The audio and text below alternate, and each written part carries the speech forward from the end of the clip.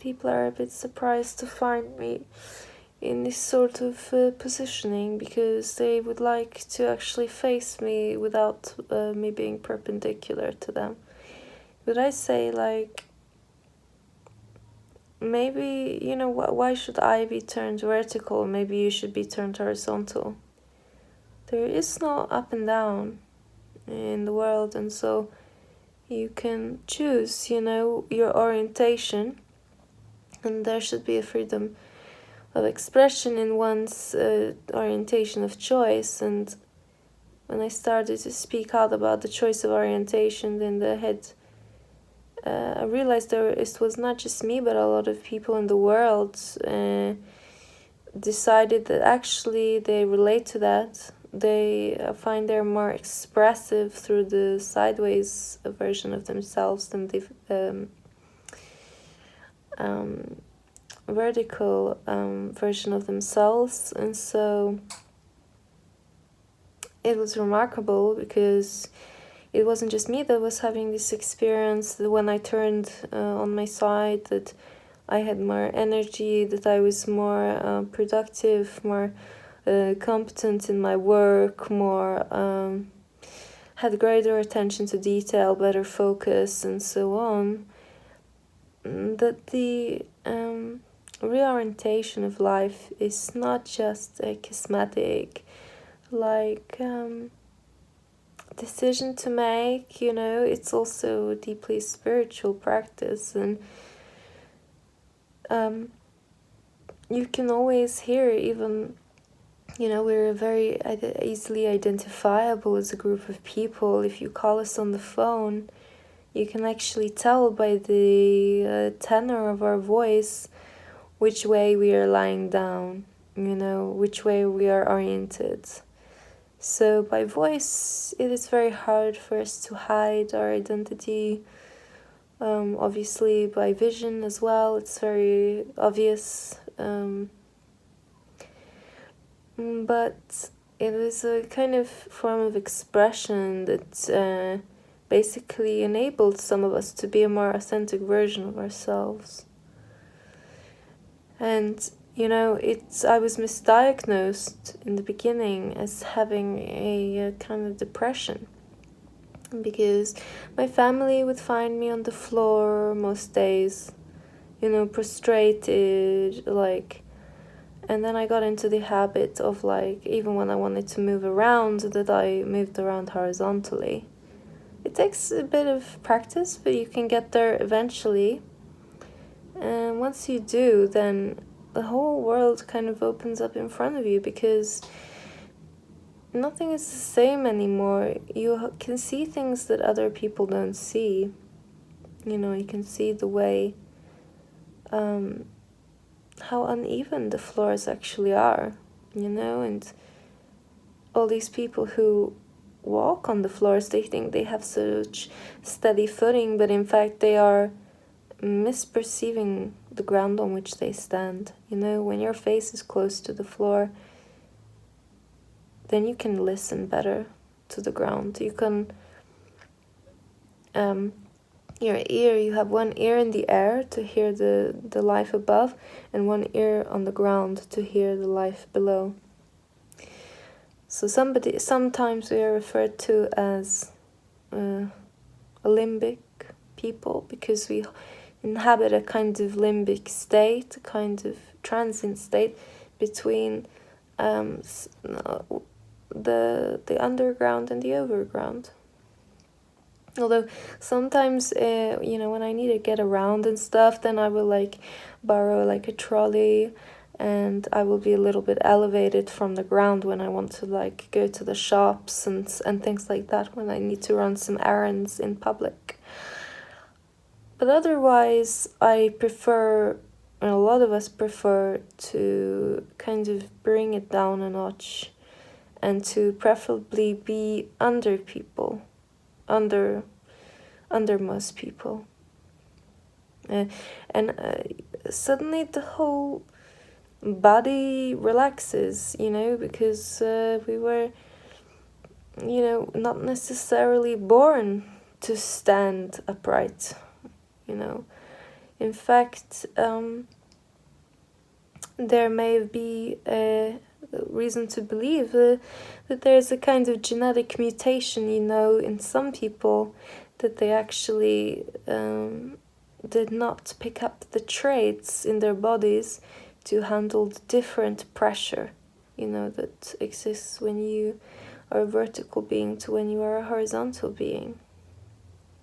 But then people ask me, like, okay, if you're like the old ancestors who walked on all fours, then why are you always facing, like outward? You are never facing the ground. And in the beginning, when people like me started to emerge, they thought it was like kind of creepy because we looked like kind of ghosts who kind of slide horizontally, like if you learn the skill, then you can kind of flow, slide across the ground. But the fact is, like, people are curious. I don't want to stare at the ground. I am a being that prefers to be horizontally orientated, but I like my gaze to be outward. And the most convenient way to satisfy both of those kind of genetic tendencies is to have one ear to the floor at all times. And this way, I know that we disconcert that the majority of the population who usually put a primacy on sight as the principle of the senses. And in our community, we were almost perceived like a kind of cult who places the primacy of perception on hearing. Because we actually, it's true, we do not see as much from here, but we hear a phenomenal amount because we are closer to the vibrations of hard objects, and the sound travels further for us, and we can hear sounds that are further away. And this can be a little bit,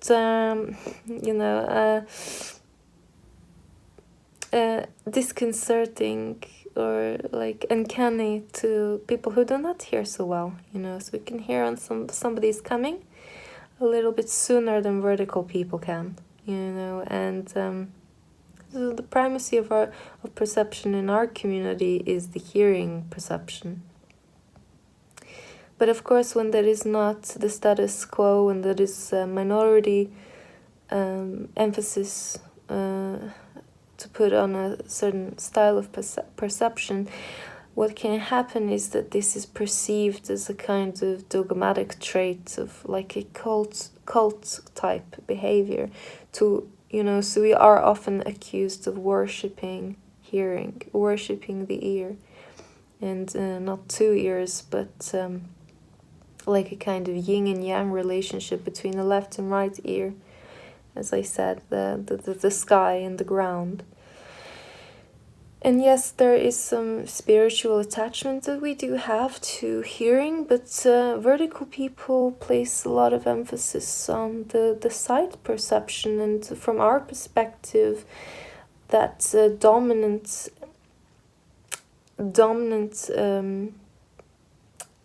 form of primacy is not marked because it is the majority assumed sense that matters the most is sight. But if you actually examine the language and also the religions of the world, you will see a great deal of metaphors encapsulating sight in people's everyday language.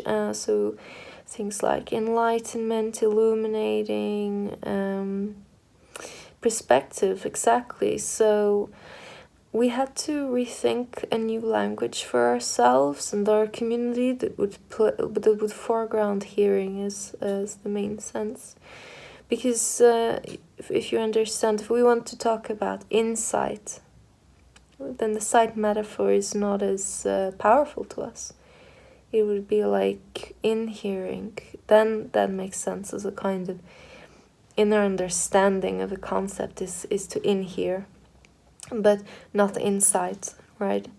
Or to be illuminated. Instead of illumination or enlightenment, we talk more about resonating. If something resonates, then we feel like we have a much better understanding of the concept, because we are creatures of hearing. There has been some speculation about the fact that we are quite segregated as a society, but we are a growing society. And that if this trend of segregation continues, that in a few thousand years we are likely to diverge from Homo sapiens and become our own species. And some people have begun to think about this as a kind of, I guess, a reverse or kind of inversion of eugenics. You know, we have been accused of regarding our people as superior, and of intentionally cutting ourselves off from verticals to foster our own community and eventually evolve a species of sapiens that is horizontal. Sapiens horizontalis or something like that. But actually, it's not the case. It's just verticals are rarely attracted to horizontals. There is a prejudice against us, and so we do not tend to mate. We do not tend to find each other. There are instances of interperspectival couples, you know, where a horizontal has fallen in love with a vertical, but these are still very controversial relationships. They often are, people in these couples often are instantly stigmatized from both the opposing community but also their own community. And this has made life very hard for them. Now, this is very interesting to consider, though, if there were to be a kind of a speciation event where the horizontals diverge from Homo sapiens, become Homo Horizontalis, would they be able to one day, you know, if the political equality was reached, if they would be able to come back into the society of Homo Verticalis, and what would happen if they mated again, or if there could be a convergence again between the two species of sapiens, and you get diagonals. I think it's actually a bit it's a little bit unlikely, because you'd have to have some quite radical jumps in evolution to permit a diagonal human being to exist that could be supported at a 45-degree angle. Like, you'd need really special feet, I think, for that. And to me, that seems like too big a jump for evolution to make. However,